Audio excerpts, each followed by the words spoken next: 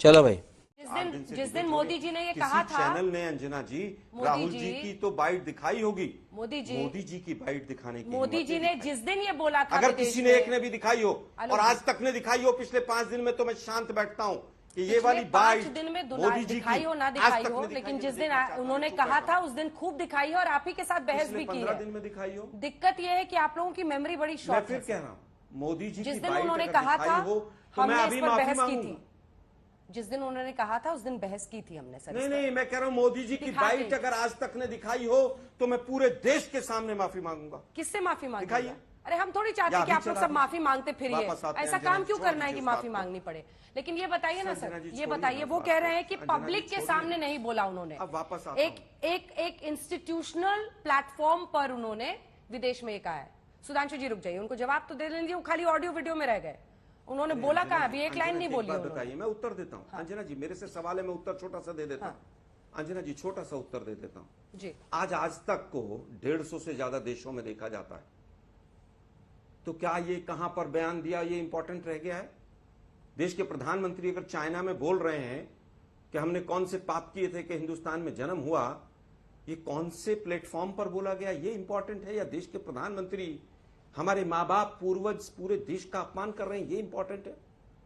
मैंने दोनों बयान सुना है। अब बात ये आती है कि सारी सरकार एक व्यक्ति को बचाने पे क्यों पड़ी। असली मुद्दा ये है कैसे ध्यान भटकाया जाए।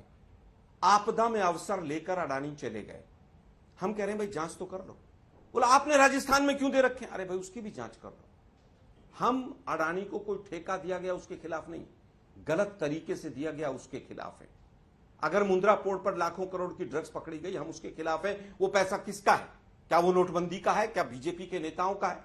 अगर 38 शेल कंपनियों में हजारों करोड़ रुपया हिंदुस्तान में इन्वेस्ट होता है और चाइना के उस नागरिक के साथ इन्वेस्टमेंट होती है जिसने देशद्रोह का काम किया हिंदुस्तान के खिलाफ, उसकी जांच होनी चाहिए कि नहीं होनी चाहिए? और इस सेबी कर रही है। अरे सेबी तो खुद कटघरे में, एलआईसी कर रही है। अरे एलआईसी के तो तमाम डायरेक्टर्स को आप प्रमोशन दे रहे हैं साहब। सुप्रीम कोर्ट ने कमेटी बना दी। अरे भाई कमेटी बना दी, उसकी पावर्स क्या है? सुप्रीम कोर्ट की कमेटी क्या करेगी? उसका दायरा नहीं। जेपीसी से क्यों भाग रहे हैं? जेपीसी में आपका बहुमत रहेगा, आप सत्ता पक्ष में, चेयरमैन आपका रहेगा। एक प्रवक्ता कह रहे हैं साहब जेपीसी का आज तक क्या फायदा हुआ, और पत्रकार भी कह रहे हैं तो भाई जेपीसी बंद कर दो इस संसद में। कहो कि जेपीसी आज के बाद हिंदुस्तान में जेपीसी नहीं बनेगी। 3 दिन हो गए, विपक्ष सवाल करता है, सरकार भगोड़ी है, सरकार भाग रही है, सरकार जवाब नहीं दे रही। राहुल गांधी माफी मांगे जब वो कहें कि मैं बोलना चाहता हूं संसद में, संसद अड़जन है। मुझे लगता है कि इस तरह से लोकतंत्र के साथ जो खिलवाड़ हो रहा है ये पूरा देश देख रहा है। मैंने तीनों चारों बयान आपके सामने सुनाए हैं। देश के प्रधानमंत्री बैठकर क्लीन चिट देते हैं। अपमान और अपमान की बात करती है बीजेपी। आईएसआई यहां पर आकर हमारी आर्मी की जांच करती है, तब अमित शाह जी कहते हैं ये तो मास्टर स्ट्रोक है। पाकिस्तान की एजेंसी, जिस एजेंसी ने हमारे तमाम लोगों को मारा, आतंकवादी गतिविधियों में आईएसआई जो घुसी रही, आईएसआई आकर पठानकोट की जांच करती है, तब देश का सम्मान होता है, तब अपमान नहीं होता है। और अगर अपमान हुआ है देश का तो आप एक्शन लें, ये नौटंकी बंद करें, संसद को चलने दें। संसद में लोगों का पैसा लगता है, एक एक मिनट एक एक सेकंड की बात है। और अरुण जेटली साहब और सुषमा स्वराज जी की बात को याद रखें। दोनों स्वर्गीय ने कहा था कि संसद को चलाना सत्ता पक्ष का काम है, लेकिन यहां तो सरकार भाग रही है। सुधांशु जी, मुद्दों पर चर्चा होनी चाहिए। 4-4, 5-5 मंत्री निकल पड़े हैं ट्रोल बनकर। दुर्भाग्यपूर्ण है देश के लिए। वैसे आप लोग इतिहास ही रच रहे हैं इस बार। क्या राहुल गांधी जी को कल बोलने का मौका देगा? विपक्ष को बोलने का मौका देगा? पूछ रही हूँ मैं आलोक जी, क्या बीजेपी कल हंगामा करेगी कि नहीं? जी जवाब दीजिए ना। इतिहास ही रच रहे हैं आप लोग। सत्ता पक्ष संसद में कार्यवाही रोक रहा हो, मतलब एक नई स्ट्रैटेजी के साथ आप आए। क्या इस बात से दम नहीं मिलता है इस आरोप पर कि आप लोग चाहते हैं अडानी मुद्दे की चर्चा ना हो या उस मुद्दे पर कोई बोले नहीं, असल मुद्दों से ध्यान भटकाया जाए?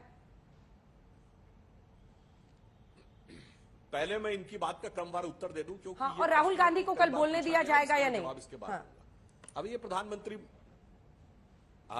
वो विषय तो लोकसभा स्पीकर के पास है, उस पर मैं बोलने का अधिकार हम लोगों को नहीं है, या ना हमको ना हमारे आलोक जी को।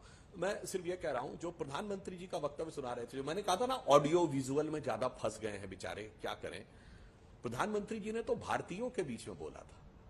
ठीक है, आपको लगा आपत्तिजनक है, उसकी भी मैं व्याख्या करता हूं। अभी इन्होंने तो गोरों के प्लेटफॉर्म पे गोरों के बीच में बोला है और गोरों से गुहार लगाई है। साहब, जमीन आसमान का अंतर है। हम विदेश में भी अपने देश के लोगों के बीच में बैठे हों तो कह सकते हैं देश की स्थिति बहुत खराब है, मगर हम फॉरेन के इंस्टीट्यूशनल प्लेटफॉर्म पे बैठ के कहेंगे। और क्या भारत के हाल थे, तो मैं याद दिलाना चाहता हूं दर्शकों को। अंजना जी, आपको याद है एक फिल्म आई थी वेडनेसडे, जिसमें नसीरुद्दीन शाह एक आम आदमी बना है, आतंकवाद के उस दौर की बात कहता, जिसमें एक डायलॉग था कि आदमी अपने घर से निकलता है तो उसकी वाइफ हर दूसरे तीसरे घंटे उससे फोन करके पूछती है ऑफिस पहुंच गए, चाय पी ली, खाना खा लिया। वो क्या कहता है, वो ये नहीं जानना चाहती कि चाय पी लिया और खाना खा लिया कि नहीं, वो जानना चाहती है कि तुम जिंदा हो कि नहीं। क्योंकि देश में इस कदर आतंकवाद था कि कौन आदमी कब खत्म हो जाए कोई भरोसा नहीं था। भारत के 1.5 दर्जन शहरों में धमाके थे, चलती बस और ट्रेन में धमाके थे, पार्कों में धमाके थे। वो लगता था कि उजाला अपनी यादों के हमारे साथ रहने दो, न जाने किस गली में जिंदगी की शाम हो जाए। ये सोच के आदमी घर से निकलता था। सोचिए वो कितने पाप और पुण्य सोचता होगा अपने दिल में, और उसके दिल में क्या अभिव्यक्ति होती होगी जब हवाना में 2007 में जाकर कांग्रेस की सरकार कहती थी पाकिस्तान आतंकवाद से पीड़ित देश है। अद्भुत। नवंबर 2008 में 26/11 होता था, पाकिस्तान को सबक सिखाने की बजाय ठीक 9 महीने बाद जुलाई 2009 में शर्म शेख में हम ज्वाइंट डिक्लेरेशन साइन करते थे और बलूचिस्तान उसका हिस्सा होता था। इतना शर्मसार कर दिया जाता था हमें कि कार्रवाई तो की नहीं, जो बैरक ओबामा ने अपनी किताब में लिखा वो छोड़िए, हमने बलूचिस्तान में अपना इन्वॉल्वमेंट मान लिया और उसके बाद फिर धमाके होते थे दिल्ली में। गजब था, कितना ज्यादा गर्व से सीना ऊपर उठता था। इसलिए जो मोदी जी ने कहा वो हर भारतीय की पीड़ा की अभिव्यक्ति थी, क्योंकि उसे विश्वास नहीं होता था कि मैं बाहर निकला हूं, जैसे जंग पे निकला हूं, लौट के आऊंगा या नहीं, और हम सिर्फ जाके साइन पे साइन करते रहते थे। इसलिए उसकी अभिव्यक्ति। अब आज की डेट के ऊपर आता हूं, इसीलिए मैंने आपसे कहा एक भारतीय नेता बताइए। मैं तो कांग्रेस के नेताओं की भी बात कही, इंदिरा जी गई थी, उन्होंने कभी ऐसी कोई बात नहीं बोली, हमारे लोगों ने कभी वो नहीं बोला। इसलिए आपके पास ये बार बार बोलने के अलावा कोई चारा नहीं। मैं तो सिर्फ एक बात कहना चाहता हूं, अगर आपको लगता है कि यूरोप और अमेरिका से कुछ आपको सीखना है तो मैं पूछना चाहता हूं, अमल अल जवाहिरी मारा गया भी पिछले साल, कितने अमेरिका के विपक्षी दलों ने कहा कि मुझे सबूत चाहिए? कितने लोगों ने कहा अमल अल जवाहिरी की लाश दिखाओ? ओसामा बिन लादेन मारा गया, कितने अमेरिका के विपक्षी नेताओं ने कहा कि आपने सुपुर्द गर के दरिया कर दिया, उसकी लाश क्यों नहीं दिखाई? मुझे उसके सबूत चाहिए। जैसे यहां सर्जिकल स्ट्राइक वालों ने कहा, अगर भाई बड़े बड़े रखवाले मानते हो, बड़ा तुम्हें वहां के ऊपर बड़ी इज्जत है, बड़ा तुम्हारे दिल में अकीदत है, तो कम से कम यही सीख लेते। वहां पे कितने लोगों ने टीवी चैनल पे आके बहस की, खालिद शेख और मोहम्मद अट्टा जो 9/11 के वो थे विलेन थे, कि वो हालात के मारा है। आपने ऐसा नहीं देखा होगा, इसलिए भारत के हालात ये थे, इसलिए कहना पड़ रहा था। ठीक है।